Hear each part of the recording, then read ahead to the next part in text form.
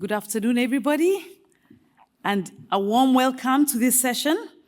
And you're here, make sure you're in the right session. This session is a customized education, finding an approach and style that works for your family. And we have 5 ladies here who will be taking us through this session in the next 1 hour. And I'll just give a brief introduction of each of them from right to left, your left to right. So at the extreme end, we have Andrea Hiebert from Canada, Vancouver, and she's a homeschool mom of 4 children. Then we have Leah Boden from the UK, a British national of 4 children and author of the book, Modern Miss Mason. Then there is next to her, Monica O'Connor. She's an Irish home educating mother of 6 young people, aged 16 to 37. She is the contact for the Irish support group Home Education Network. The next to her is Deani van Pelt, a scholar in residence in Charlotte Mason Studies at University of Cambria. And then we have Zan Tyler, who's a homeschool pioneer with the Bob Jones University Press. And she has podcasts, the Zan Tyler podcast. And I was happy to see Zan because BJU Press sponsored our Africa conference last year. And I didn't even know she was part of them. And I'd met her several years ago at a GHEX conference like this. So ladies, welcome very much. Audience, welcome. They each will have 10 minutes and they will give their presentations.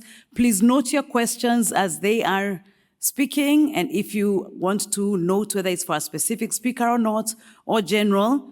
And at the end of it, after they have all spoken, we will have a Q&A. And when you have a question, you will come up to the mic here to ask your question because this session is being recorded and would like to get the benefits of the questions and answers. Thank you.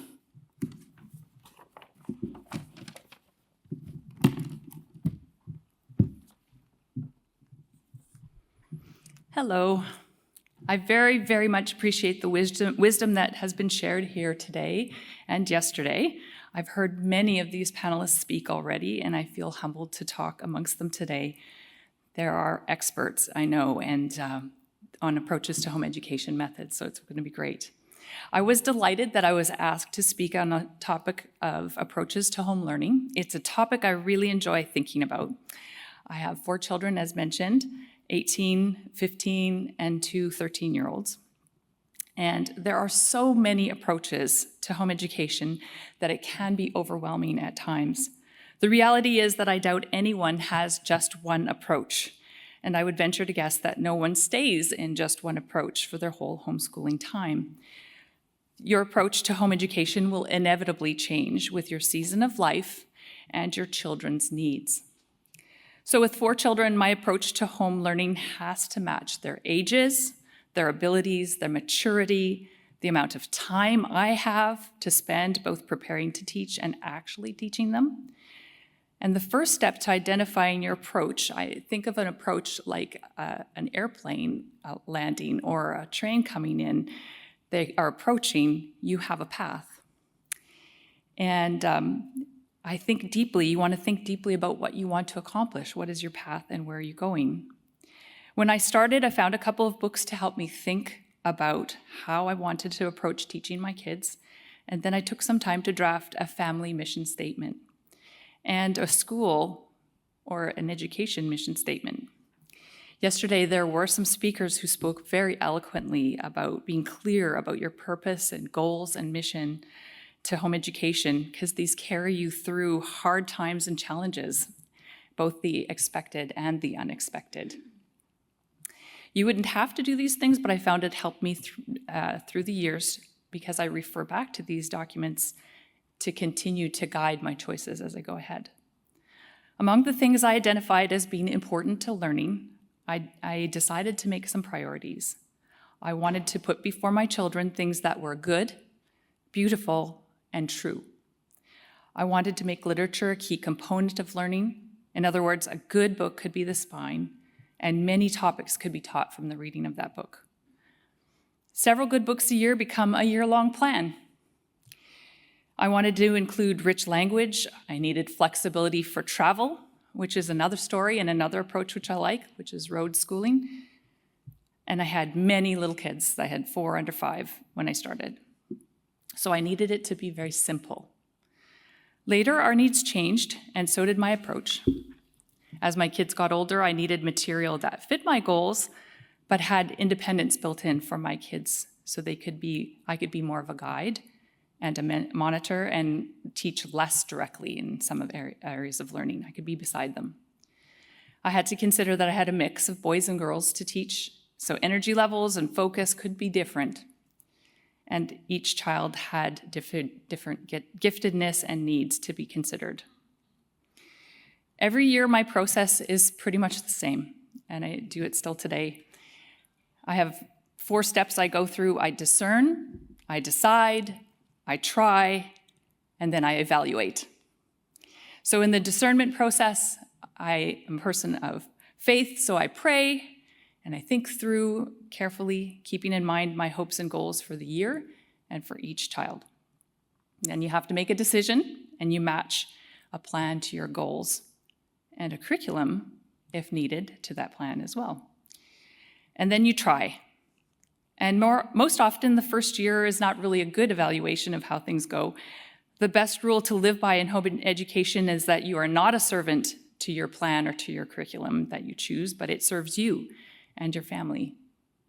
It is a tool, not a master. However, the first time you use something, you will feel a little like it's your master. And once you get to know it, understand how it works very well, and you understand you and your children's pacing, and then it becomes a tool. And it takes patience. But every year I still evaluate, and I think through what went well, what did not go well, and I change and I tweak accordingly, and I repeat again and again. So what have I done over the years? I would say that I started out with a very strong literature focus, like the whole book method or the living books method and Charlotte Mason approach, and some of these people will be our experts in this area. A living book, a real book, is a book that is not a textbook or a compilation, but a book written by an author for the purpose of telling a story, and as a byproduct, it can teach. This approach is not only reading, but it includes discussion, exploring themes and elements of the story, using disciplined habits such as the words and phrases and sentences to learn vocabulary, grammar, spelling, and just having a rich learning environment with it in the home. Using a real book is part of making all of life about learning and having learning be in all of your life. I am a fan of the Clarksons, Clay and Sally Clarkson, and they talk extensively about the whole book approach to learning, and that children learn best from real books and real life. I added in lap books, unit studies, and I use textbooks for some subjects. And also, the literature or whole-based learning approach is conducive to road schooling. So as a family, we love to travel. We take our family on short or long-term trips, and we learn along the way. So for example, when we took a trip to Grand Canyon and Utah Canyon Country, we read Marguerite Henry's book, Bridie of Grand Canyon, and that's one of the best memories my kids have, actually. I have continued to do literature-centered learning, though, especially for social studies and language arts, but I've also used a classical influence all throughout, meaning an emphasis on the great books, great thinkers of history, teaching Latin, and being mindful of the stages of learning that the classical model speaks of: grammar, logic, rhetoric, the different stages of thinking and as they grow and mature. Literature-centered learning can be done at any age and at any stage. Reading aloud a great book or having a child use the great books as an excellent way to teach any subject. The obvious ones are language arts and social studies, but when kids are younger, there are fantastic books that introduce character development, health, math, science concepts, or any concept.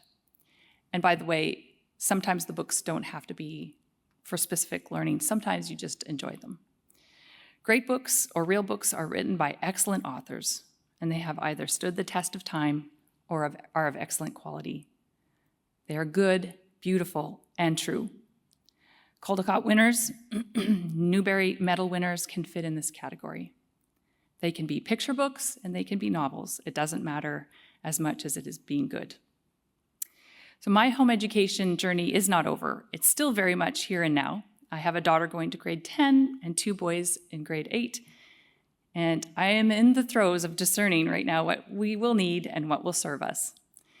And we are also at the end of a wonderful 3-week Europe trip, before which I pulled out some of the books that we had on our bookshelves for them to peruse and reread, and some of them that we even listened to on this trip. I'm looking forward to another year of my family learning and reading together. And thank you very much for listening.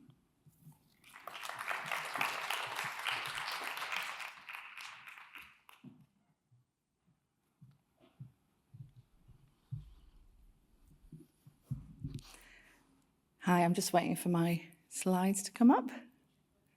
Oh, I have to do that. So the power is in my hand. There we go. There you go.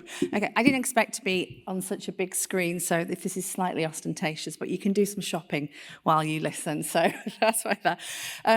It's great to be here. My name's Leah Boden, and I'm going to talk specifically about the Charlotte Mason philosophy, which is the ideas and methods that my family have used for many, many years, and even prior to that, I was engaged with reading and studying. So Charlotte was a remarkable woman whose educational philosophy has had a profound impact on many, including myself.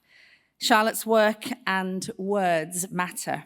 They mattered then, in the late 19th, early 20th century, when she was shaking up a stiff British culture. We haven't changed much, have we? And they matter now as we navigate a digital age that often distracts us from the past and deems old educational ideas outdated or irrelevant. Charlotte Mason breathed life and wonder back into childhood. She opened the eyes of parent teachers and the hearts of students. She was orphaned as a teenager, and she had to forge a path alone. Already experienced in self-education, she set her sights on teaching, and with the help of supportive adults, she pursued her journey, working and training to teach children. The Victorian classrooms of England seemed broken to Charlotte Mason, and children were raised to work in mines and factories rather than receiving an education for life and delight. Saddened by this, she began to write about her findings, hold lectures, and gradually she gathered a following of parents, teachers, and educational leaders intrigued by her idea of a living education. Charlotte Mason was revolutionary, a revolutionary educator who bravely pushed beyond the norms of educational and societal boundaries. She made a mark as a leader in her time when women's voices in society were just beginning to be heard. Charlotte built a legacy that still manifests itself in homes and schoolrooms all over the world today. She was an author, speaker, businesswoman, teacher, and a friend to many. But most of all, she was a faithful advocate of children, and she did all that she did for her sake. My own journey with Charlotte Mason began as I read about her life and work. Her approach reminded me of my schooling in Pudsey in Leeds in West Yorkshire during the, I won't age myself, but I will say early 80s. It evoked memories of nature tables, reading corners, and the freedom to explore outdoors.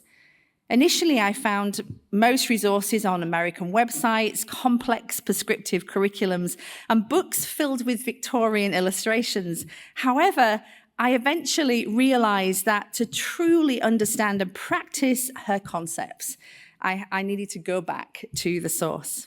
So Charlotte's 6 Volumes on education lined my shelves and became the foundation of our pedagogy.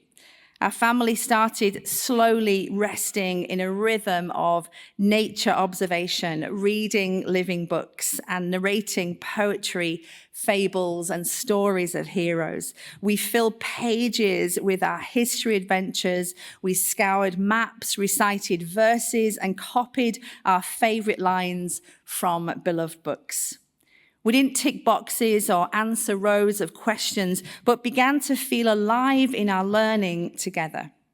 It is not and still isn't a perfect picture, but we found a framework for a person-centered learning that works even in our modern world. Susan Schaefer-Macaulay, in her writing on the value of Charlotte's methods today, said this: Miss Mason's educational philosophy is not about what someone thought as a Victorian. It is not tied into the past as if trying to hark back to a golden age. These ideas, being true ones, have an unchangeable underlying pattern and yet give freedom for individual life and practice. It's though these unchanging underlying patterns and practices that my family has navigated our path, and we have found true freedom in using them. So whether you are new to Charlotte Mason or you are a bit of a veteran, you're here listening more, remember that we are all experts on our own family with our own children. We know what's best for our context and our culture. This journey is an absolute adventure, and it's a call to see an age-old perspective on motherhood, childhood, and education in a brand new way.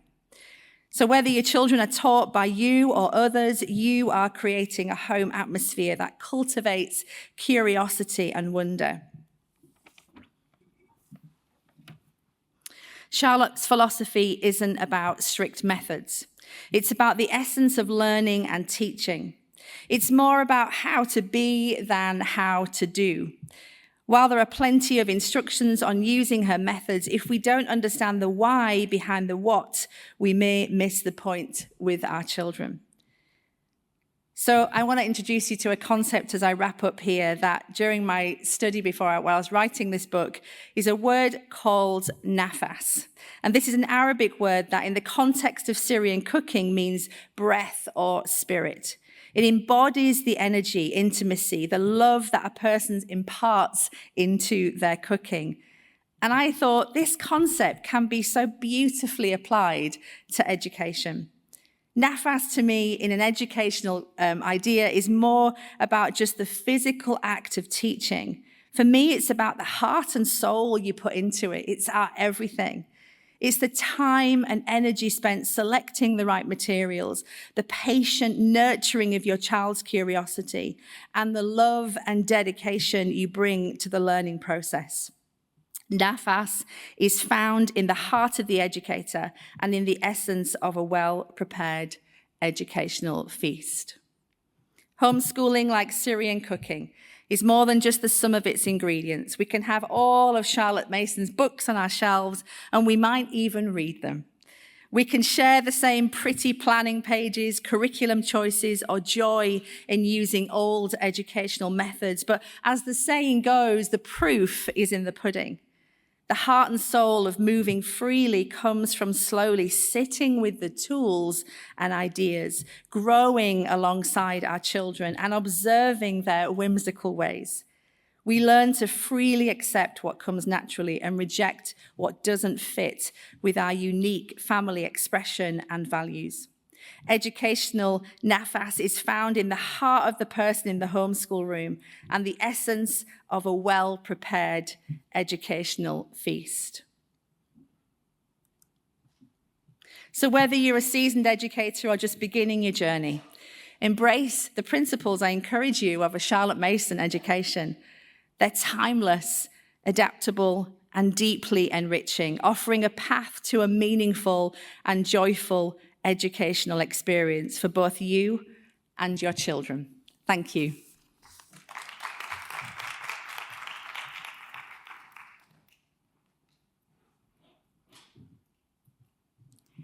Hello, it's an honour to be here. I'm Monica O'Connor from Ireland. I have 6 children who are now between the ages of 16 and 37. But when I began home educating, I was 20. I'd had my first child when I was 19. My son was 9 months old, but I pick the date of him being 9 months old because that was when I met an English South African family who were living in Kilkenny in Ireland, and they educated me on the fact that home education is protected by the Irish Constitution. I didn't know that after my education career. My baby, as I could see, was learning all the time, and you could say that children are learning from before birth. So this lovely family loaned me their books, their education, otherwise newsletters, which came from England at the time. I read their John Holt books, Growing Without Schooling magazines. I think his book, How Children Learn, is one of the most important books, and it was published in 1967, the year I was born, and it still is relevant today. I have a copy with me, if anybody wants to have a look. He wrote How Children Fail. He wrote The Underachieving School. He had a wise and compassionate understanding of how small people want to learn and will do so without rewards and punishments. I loved watching the sheer delight of each baby discover things.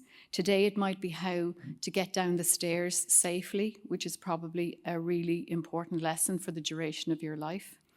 Tomorrow your lesson might be how to blow away dandelion seeds, or what happens if you touch the cat too roughly. Or no matter how open and bright and beautiful a dandelion is, when you pick it to give it to mum or granny, in a very short time it'll close up. And why does that happen? And those kind of questions, I think, can answer the scientific kind of longings and yearnings in our children. For my own interest, and because I was scared and I didn't know anybody besides this family who were home educating, I studied a Montessori course by correspondence. I didn't leave my child to go to college. And I loved reading in The Absorbent Mind. Maria Montessori says that she observed small children picking up skills, and she emphasized how they want so much to be able to do what they see adults doing. They want to imitate us.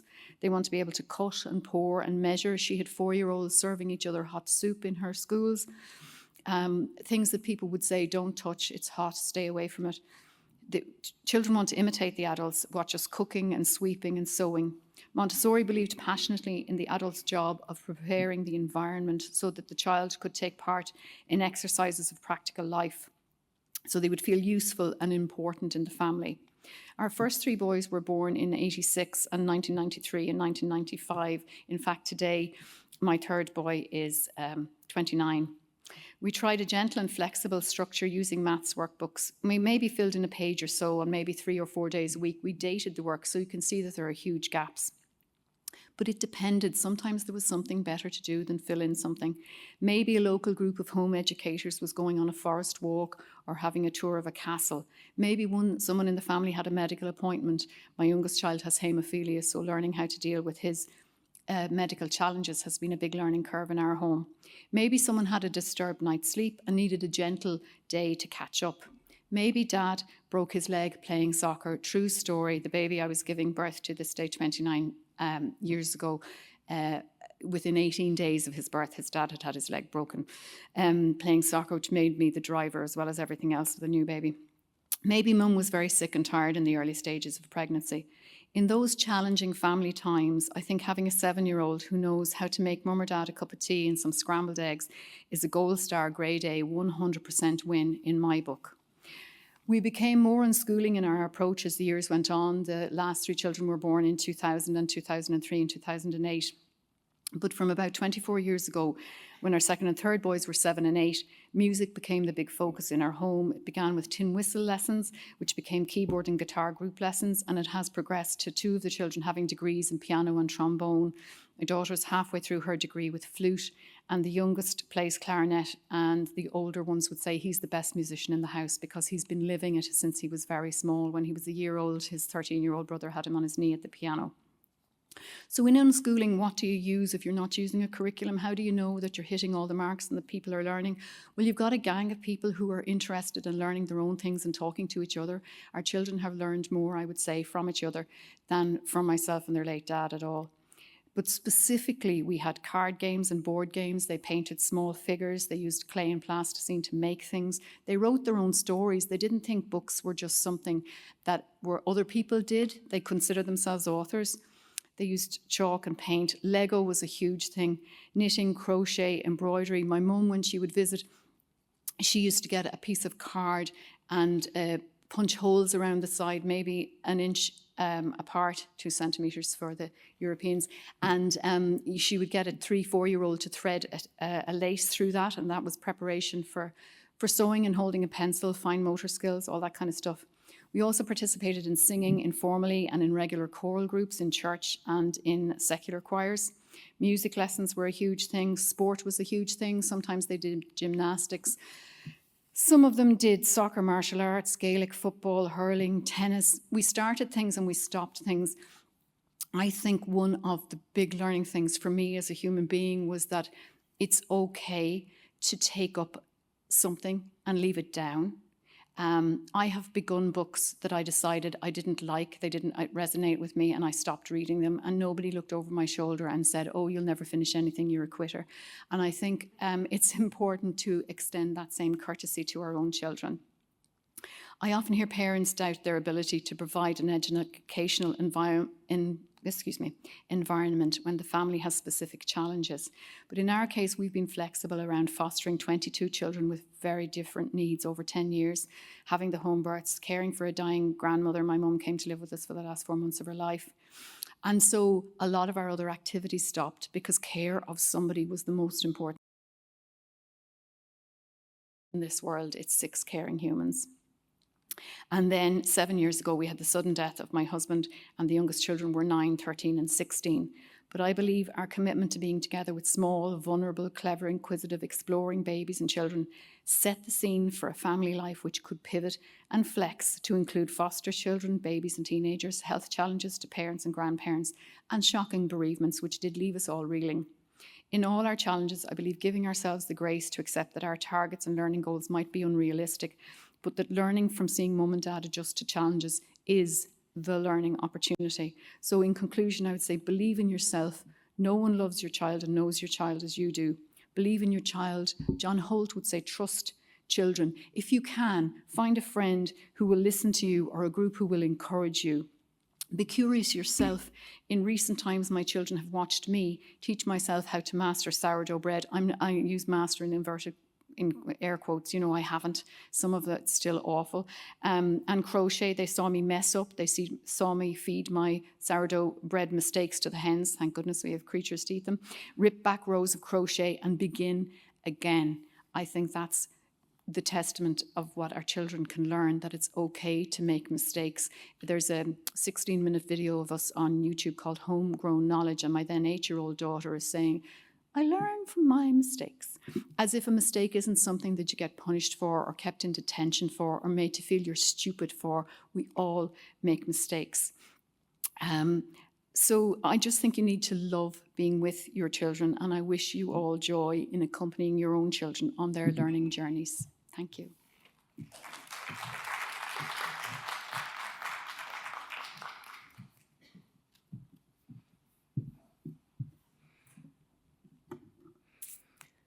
Charlotte Mason education is an education of companionship. And so I've called, I think these aren't the right slides. Looking for slides called Roused by Inspiriting Companions.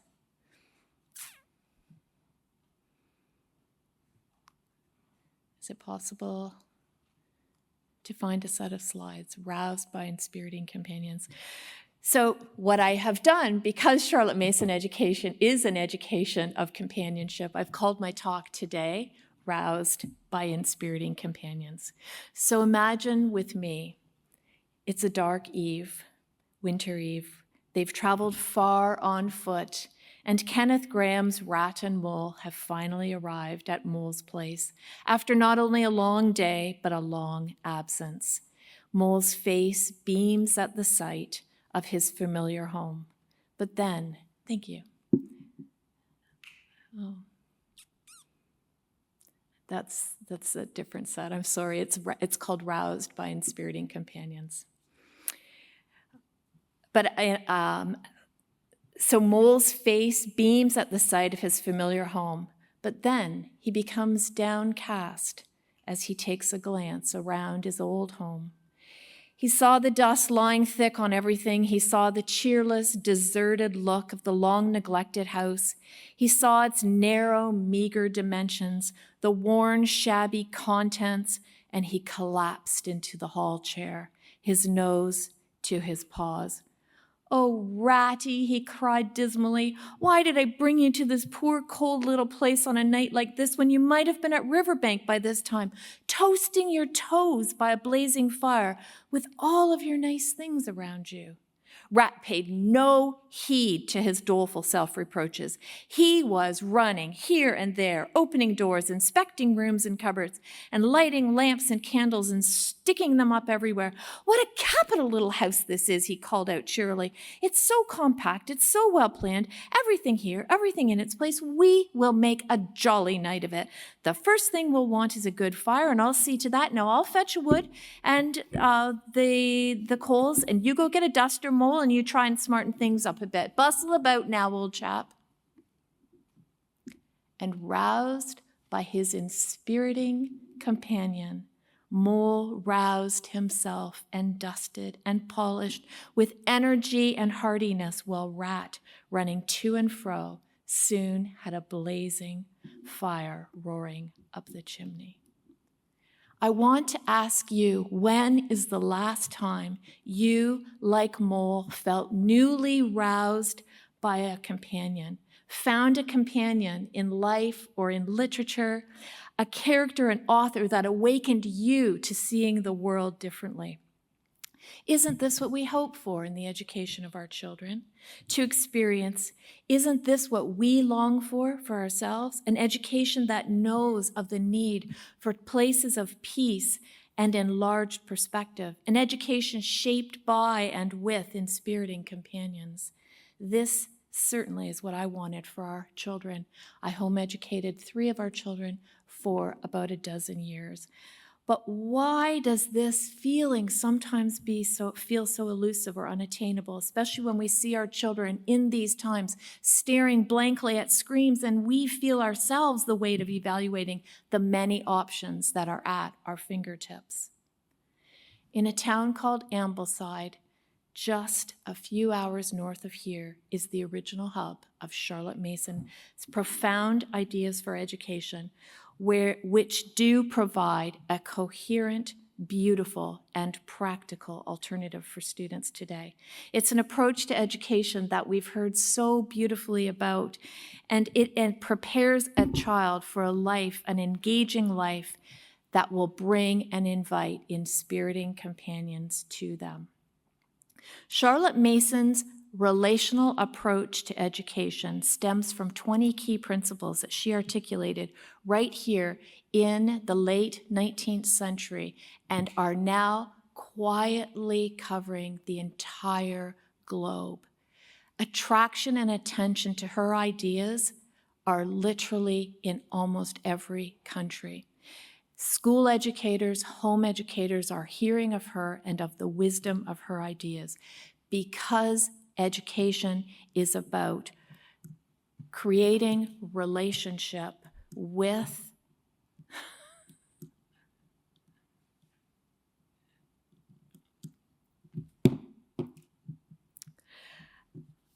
themselves, with others, people who have lived before, those that live now, and those that are to come, about creating relationships with the universe, in fact, learning about all that lives within a child's neighborhood, to the wonders of outer space and understanding of the scientific disciplines.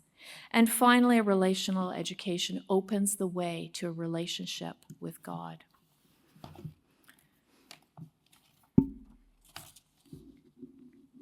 I think the most profound quote, and if you leave this session remembering only one thing, it's this: the question is not, Charlotte Mason says, how much does a youth know when he has finished his education? but how much does he care? And about how many orders of things does he care?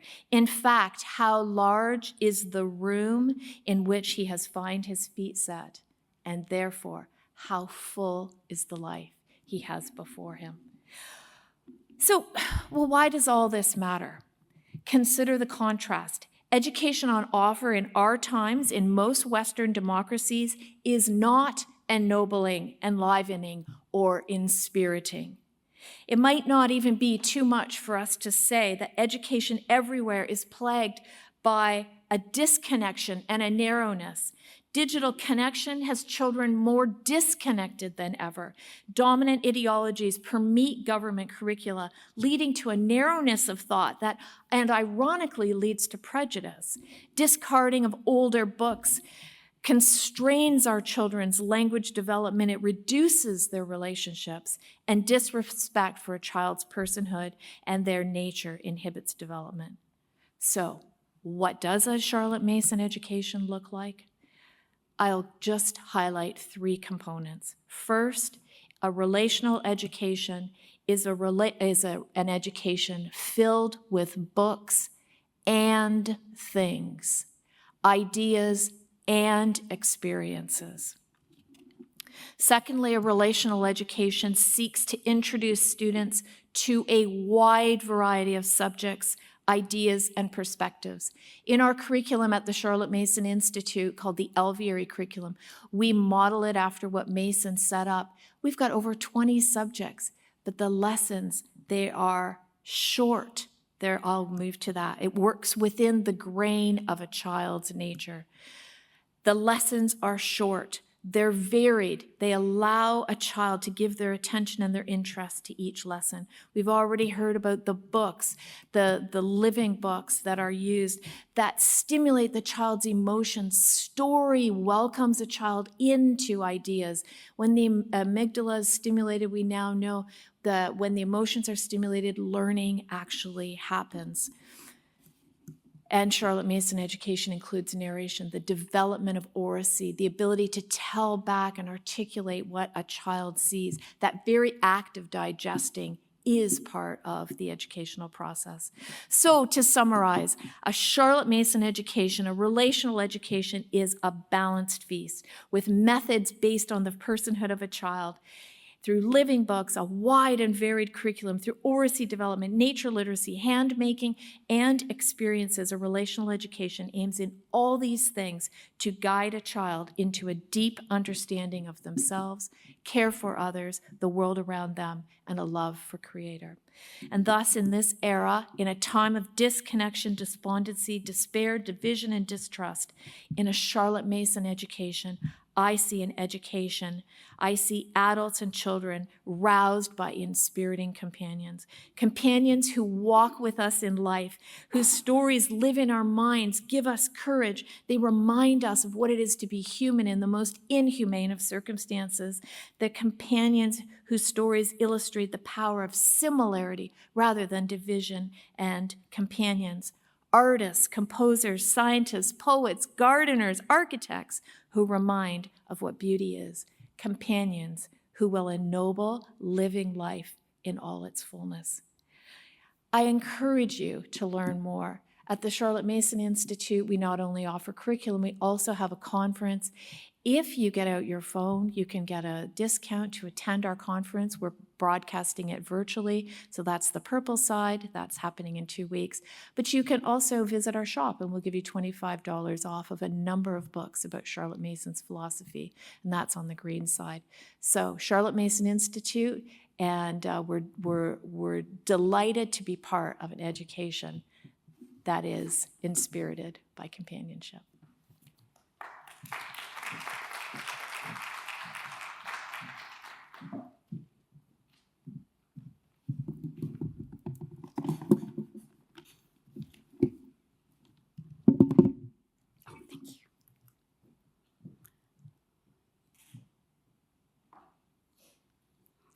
Well, good morning. My name is Zan Tyler, and it is great to be with you. We've heard so many wonderful speakers this morning talk about the Charlotte Mason approach.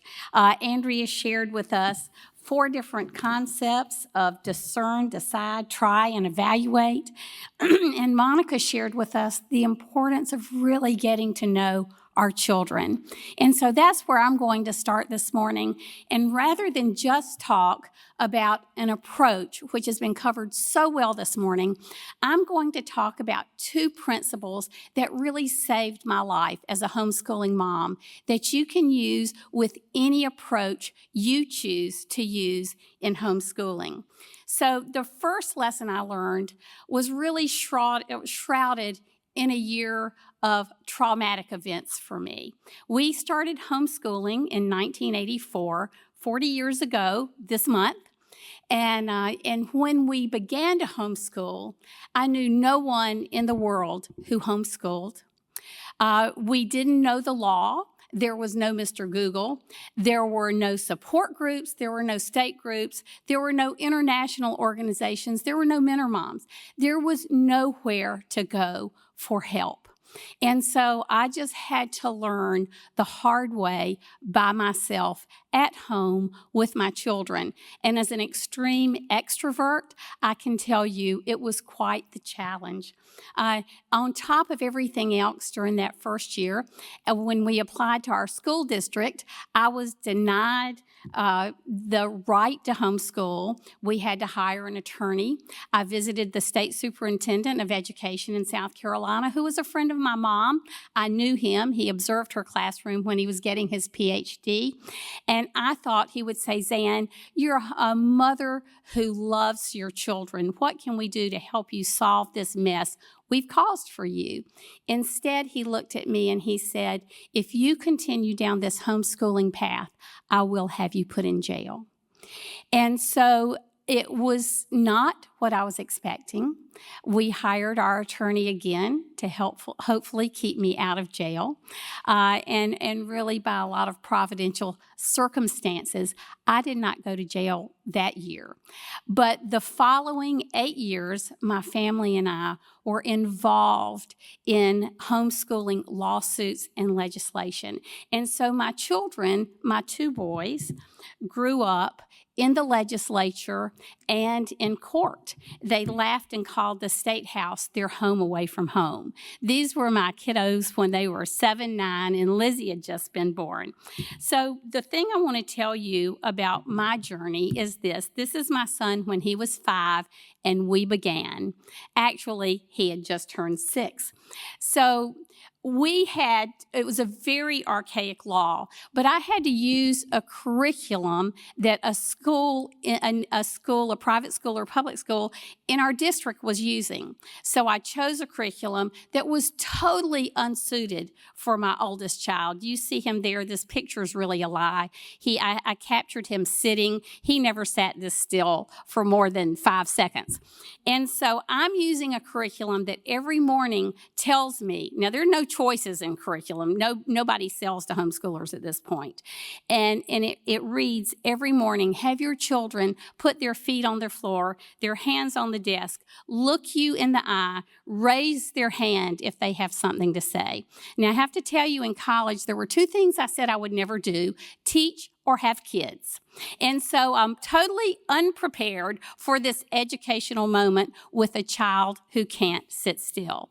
So all year, that first year of homeschooling, I'm feeling guilt upon guilt because this child never did anything on that list I just read you of sitting still. So one morning, the guilt totally overwhelmed me, and I put on my drill sergeant hat, and I called my boys to the top of the stairs, and I said, today in the Tyler homeschool, we are having real school, and here are the rules. So we go downstairs. Ty, no little mini cars, no coloring, no talking unless you're spoken to, and it was the most horrible day we've ever had. I can remember telling God, if this is what homeschooling is, I'm a failure. I can't do it. And I never could exactly figure out why Ty was so miserable that day. Well, I went to a bookstore, a little toy boutique where they had a bookstore, and I happened to pick up this book called Growing Up Learning. And this professor of education says there are 3 ways a child learns. Now, all of you probably know this. Give me grace is 1984. And he says they learn auditorily by hearing, visually by seeing, and kinesthetically by moving. And he says, woe be unto that auditory kinesthetic child who learns by talking and moving, neither of which are acceptable in a classroom. And I'm going, ding, ding, ding, this is my child. And he said, but let me tell you, they make often the best successes in life. And then he said, I'm working with a graduate student right now who says she can't sit still, but having to sit still in a classroom takes all of her mental bandwidth so that she can't hear anything the professor says. And I'm going, oh, this is what happened to Ty when I made him sit still and follow the rules of this curriculum. He had no mental bandwidth to engage with me or talk to me or fight with his brother. I mean, none of that happened in our homeschool that day. And so I called the day I read this book Independence Day in our homeschooling, because my children were finally free to become who God had made them to be. And so I no longer knew, I knew it was not my fault that Ty was active and that he talked all the time. As a matter of fact, today he's made an amazing living as a salesman. And guess what he does all day long? He walks and he talks. And so it was very preparatory for him, but I needed to learn that. So I learned this lesson about becoming a student of your children. Whatever you do, learn and know your children. The key to homeschooling success. The next lesson I learned in community. We had started a co-op. Joe and I had already started a state homeschooling organization to give legal status to homeschoolers without having to go through the public schools. Now we started this co-op in the mid-90s. Before co-ops were really a thing, I was teaching a public speaking class, and I had these National Geographic maps that someone had bequeathed me, 40 maps that were 3x5 or 4x6 with people groups on them. So they became my spontaneous speaking prompt that day for this class of 10 to 15 boys. And as we're packing up to leave, all of a sudden I've realized I've got to fold these maps for the next class. I can't do it. I have no spatial relationship skills. This 13-year-old comes up to me and he says, Miss Tyler, give me those maps. I can fold them. And he folds them up in 2 minutes, thin and sleek. I said, Shane, honey, how did you do that? And he said, Miss Tyler, you've got to fold these the way they're bent. And it was very interesting because there's a proverb that says, teach a youth about the way he should go. Even when he is old, he will not depart from it.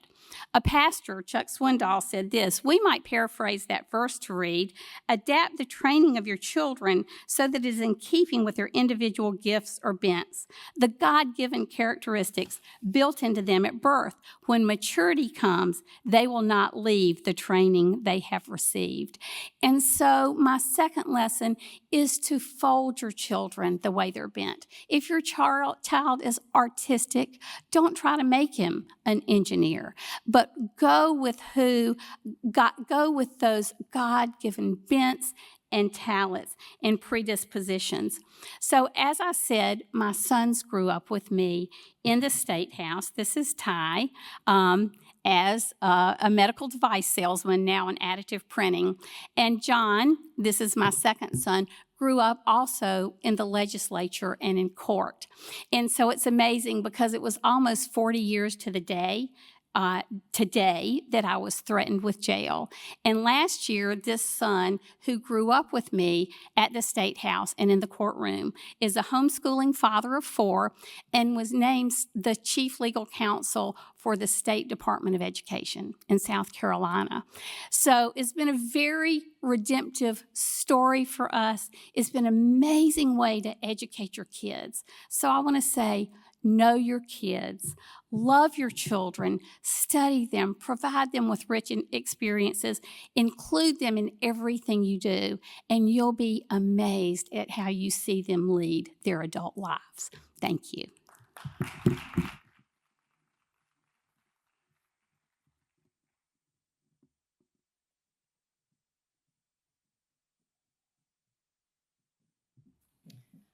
Thank you very much to our presenters. Let's give them another round of applause. Thank you. That has been very insightful and inspiring. Each of you has shared about your personal testimonies and your walk through homeschooling, and they have exuded a lot of passion on education and talking about not being fashioned after the system of the world or of other schools, but following the bent of the child. And that was a very apt way to end that. And we would like to just give the floor to our participants here, to answer questions, and the rest of us to ask the questions. If we have any questions, this is how we would like to do it. I had mentioned earlier, please kindly come to the front so that the questions are audible and can be caught in the recording. And also ask only one question so that we give time for others to ask a question. And if you have another question, just get back online. And if we're out of time, you can always meet with them after. They will hang around and are available in the conference rooms for further conversation. And when you come up to ask a question, please kindly identify yourself. This is one way of networking also, just through this question and answer time, and just keep your questions short and precise so that they're not too complex and we can understand them. Welcome. Any questions from the floor? And just as we get started, and yeah, thank you for coming up. Well, we'll start with you because you're ready. Go on ahead. Yes. Is that on? Thank you so much for your presentations. I really like them all. I have a difficult question, I think, because your methods are all based in some curriculum or always following some book or something. How much time, how long you spend like being with your children, like with a book, and how long did they spend like unschooling, like observing the nature, relationships? Because I feel that my 8-year-old son, I leave him most of the time unschooled. And I feel guilty about it most of the time. So when I feel that I'm doing something with him, I feel better. But what's the balance between unschooling and teaching? And if you could kindly give us your name? Oh, yes, Sarah from Spain. Thank you. I'll start. Mornings are in more formal lessons. Afternoons are more experiential. Like the whole morning, how many hours? Depends on the grade. Certainly with our curriculum, it'll be 2 hours for the younger children, then moving maybe 3.5 hours. I just looked at the grade 5 curriculum today, 3.5 hours in the morning. But the afternoon, a lot of hand making, a lot of time out of doors, a lot of time with musical instruments, and so all of that is part of the curriculum and the learning. The more sit-downy type focused subject matter would happen in the mornings. Sarah, thanks for your question. I think in my case about unschooling and reading the books, I was doing a lot of reading while I was breastfeeding the next baby or whatever, and so the other kids were playing with each other. Now, my first son was an only child till he was 7, so I do know that kind of the intensity of what that feels like. I would say, look to your child. Maybe he's one of those children who likes to spend a lot of time on his own. One of our 6 is particularly like that, and it made it much of a challenge when we were going to visit somebody or going on a home ed outing, because he would say, how long will I be in the car? How much time will I get to play with my friend? And he was always evaluating. He's 23 now, and he organizes his time in the most, like, it's amazing to me how he does it, because he didn't learn from me and he did not learn it from his dad. So maybe your child is someone who likes a lot of time on his own. Maybe he's looking for companions more. Maybe he wants more time with you. But I would say the commitment to your son is the most important thing, and not the quantity in hours. I don't know if that answers your question. Yeah, I just want to say, well done. You've made a great choice in just being around your son and being with him. There's no need to feel guilt. I know it's hard to just switch that off, but you're doing a good job. And we've kind of touched on various philosophies, but my background is obviously Charlotte Mason philosophy. But she says a couple of things that have come to mind when you were talking. And one was, she said, the sole end of education is growth, all different kinds of growth. And I think, you know, if you are seeing your son grow, and it's a good thing to assess, even if you've had a day where he's just lots of playing or, you're kind of like, what am I actually doing? A great question at the end of the day is, where have I seen growth? I think that's helpful. And then she also said a mother's love is at the beginning of education. And those few concepts I think are helpful to be, guilt is a barrier to us moving forward as home educators. And I think if you can just begin by removing some of those, by having those reminders, then you can know, what is my why? Why am I doing what I'm doing? And then you can make choices on how the days look. But I'm sure other people will add to that. So one thing I would like to say is that our goal was school in the morning and then the free time in the afternoon for lots of experiences. There were always, though, exceptions to that rule. My husband traveled a lot. So if he got home and then he's home on a Thursday night, Friday was dad time, and we just felt like that was extremely important. Usually Wednesday mornings for us were always reserved for service opportunities. We tutored together as a family for 6 or 8 years in an inner city ministry in our downtown area. All the kids tutored. Lizzie tutored with me until she was old enough to tutor on her own. And we had a ministry to widows in our church. So for me, that was maybe the most important day in our homeschooling journey, where they totally focused on the needs of others. And just quickly, one other thing is that sometimes, the life of the homeschooling mom is often filled with unplanned interruptions. So the State House was always an interruption for us, or a court case. And I would just come home sometimes and weep in my curriculum closet because we had missed another day of schoolwork. I love books, so Joe, just had this closet for me, my curriculum closet. And I would just cry. It was a great place to cry because nobody else wanted to be there. And but what I heard one educator say, and he was a real academician, he said, the books we choose for our kids are our curriculum. The interruptions God brings into your life is God's curriculum. And all those days I wept from having the kids out in the courtroom or the State House was actually training for them to become who they were later in life that I could have never taught them from a book. Brilliant. Thank you so much. I would like to ask another question if no one wants to. Okay, anyone else who has a question? Okay, she can go first.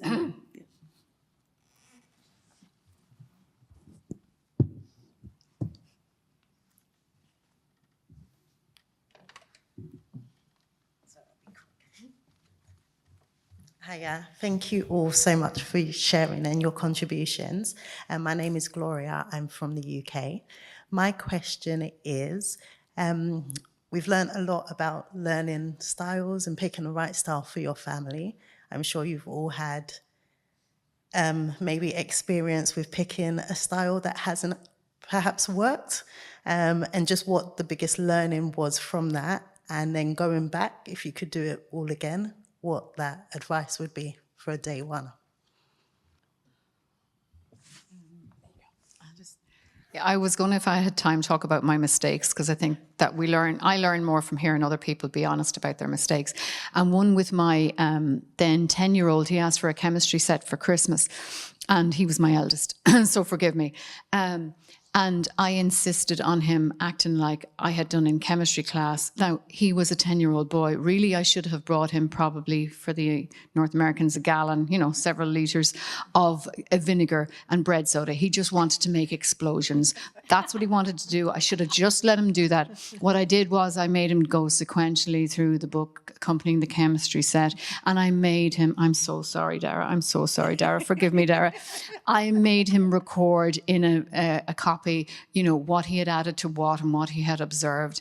And, there's 2 pages of that filled.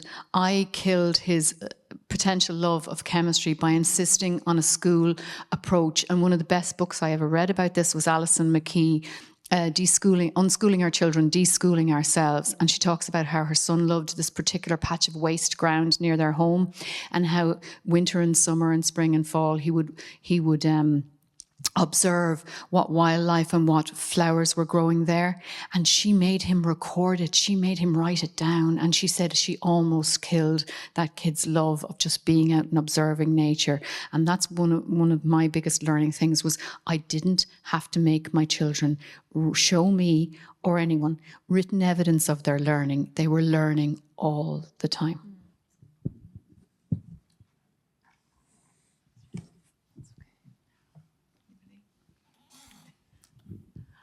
I tried early on to partner with with a government school.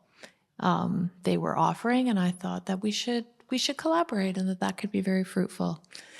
It's a terrible waste of time, and even with their free offering of curriculum and books, I would not recommend that. I think I haven't particularly faltered from, I discovered Charlotte Mason's ideas when I was a young mother, and just fell in love with it completely. And because it's such a wide and varied approach to education, we found our own way within that. So you'll meet 10 people who say we use a Charlotte Mason philosophy, and it can look quite different, but there are foundational principles and methods within that. But one thing I would do differently is definitely with my older 2 children, is my approach to teaching them to read.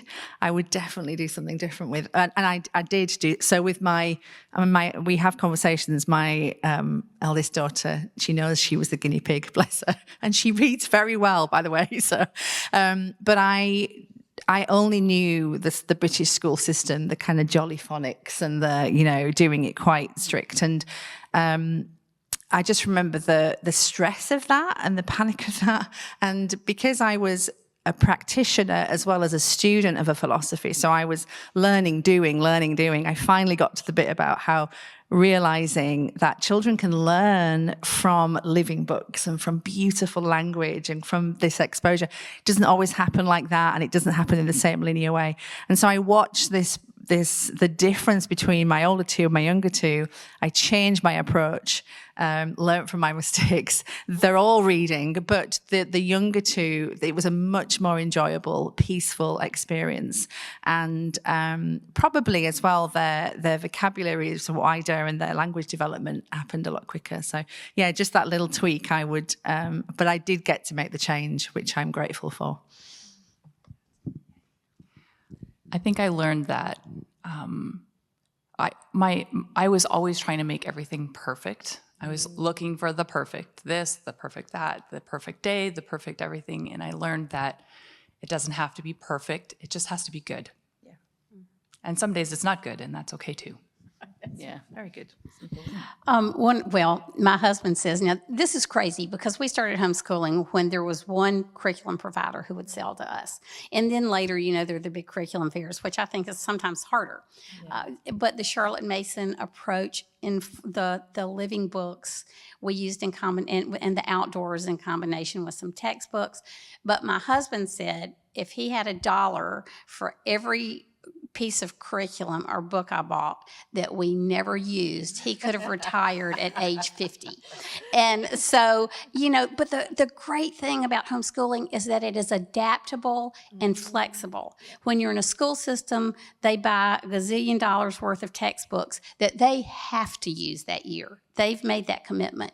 But we're like a little speed book. We can change on a dime. And if something's not working, put it down, stop. There's nothing that says you have to finish something that might be great with another kid.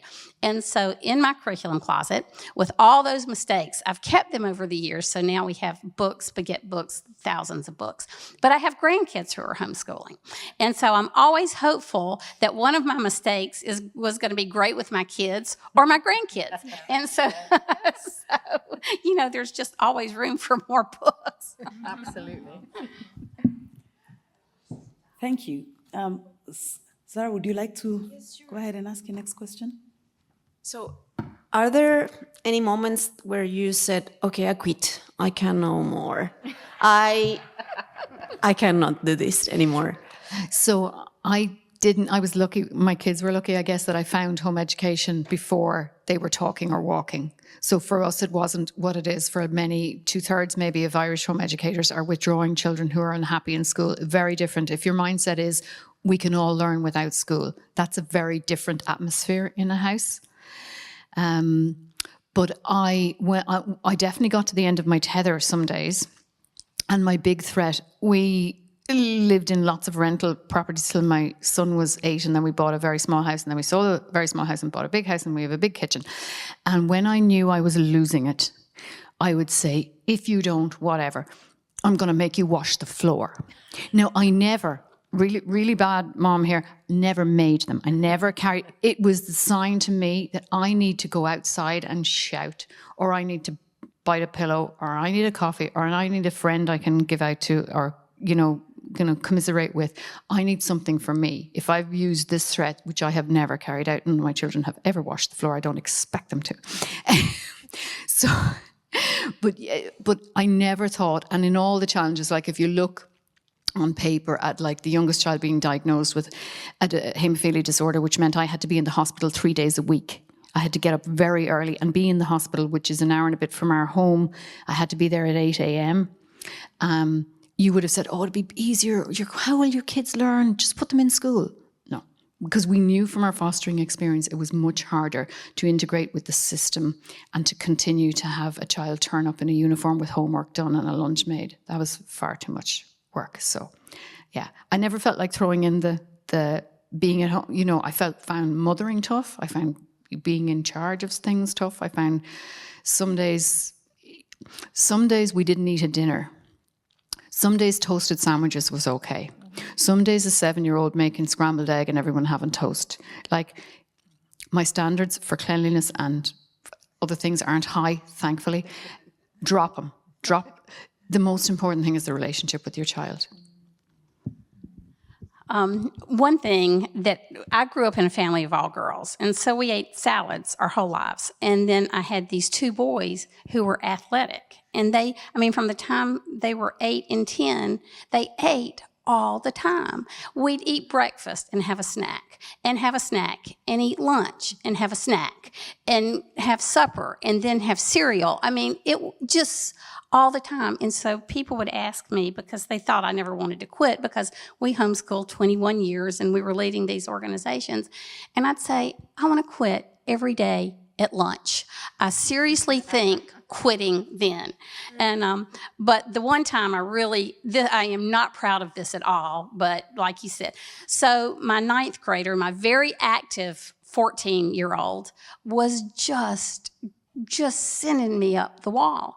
And Joe was traveling some, and I said, Ty, if you don't stop it and settle down, I'm sending you to Camden Military Academy, which is 20 miles down the road.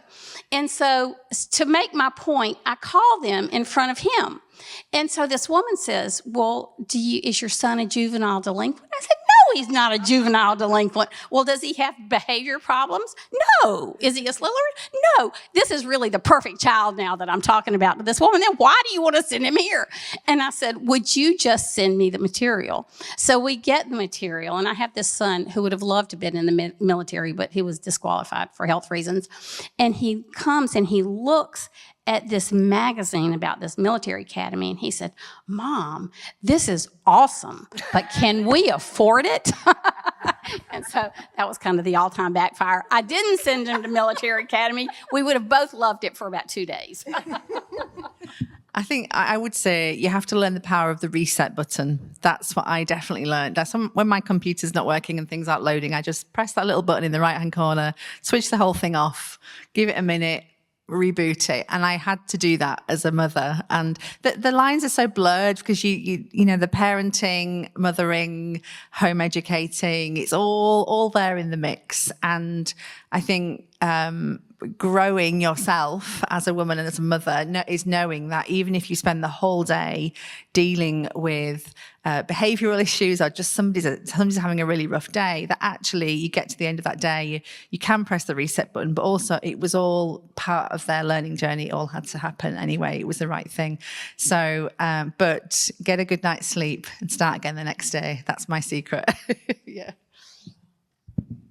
I think it's also important to realize you aren't a homeschooling parent only if you've done it for all 12 years.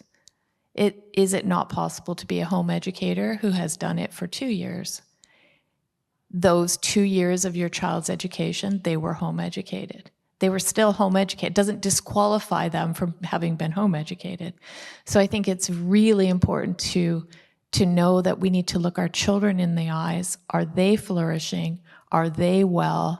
And if a different arrangement of education would work for them, for you at a particular time, we need to give ourselves freedom to explore other opportunities and to engage those opportunities. We had a year that we moved. My husband took a new job. I had a brand new baby. Everybody else went to school that year. And they flourished, but then we looked at the end of the year at the stack of books that they didn't read, and we compared it to the year prior, and we said, wait a minute, you're going to school, but the education you got the year before was actually much more fulsome. So then everybody came back home again. And towards the end of their schooling, there were other reasons. They went to the final grades of high school, received a government diploma, were able to qualify for amazing scholarships in their next phase of education. So we took that route. Do I consider my children not home educated because some years they went to school? Of course not. So to home educate, first and foremost, is to respect our children. We're doing it for the children's sake. The education that we put together is for the children's sake, for their well-being and flourishing, and there are many manifestations of it. I think if we think about the moment we're living in right now, with all of these different hybrids and cooperatives and one-day schooling, and is that schooling? Is that home education? What is this now? We're on the forefront of a really dynamic way of understanding or experiencing or learning together how we can best educate children in this time. That's what's most important, is to put together what works and what makes sense for the time we're in. I could just add, sorry, Jen. No, go right ahead. I could just add that when they're young, really it's about you and your attitude and your ability to be flexible and to work with your child and your children. But when they're older, it's okay to have that honest conversation. Like, are you committed to doing this? Like, do you love learning from home? If you don't love learning from home, do we need to explore other options? And just sometimes just opening that door and letting them talk honestly is really helpful in helping them clarify. Like, I love being here. I can say to them, I'm committed to doing this with you. Are you committed to doing this with me? And that having that honest conversation can really help too on bad days. You know, I just want to say that I didn't homeschool by myself. My husband Joe was just such an integral part of everything. And while he was at work, I mean, somebody had to support the homeschool habit. And, but he was the constant sounding board. I didn't process much with my kids when I was down like I did with Ty that one time. But I could process all my doubts and those feelings of wanting to quit with Joe. And he could always, he was a project manager. Project manager. He could help me sort of diagnose the problem and find a solution. And so, don't homeschool in a vacuum. If it's not your spouse, have a companion who rouses you, and that's really helpful. Nobody needs to homeschool. I homeschooled alone for a year. It is not anything you ever want to aspire to. Thank you very much, ladies. Andrea, Leah, Monica, Dina, Zan, thank you for your wisdom, sharing your lives, opening up and being very vulnerable as you tell us your strengths and weaknesses, what worked, what didn't work. Let's appreciate them.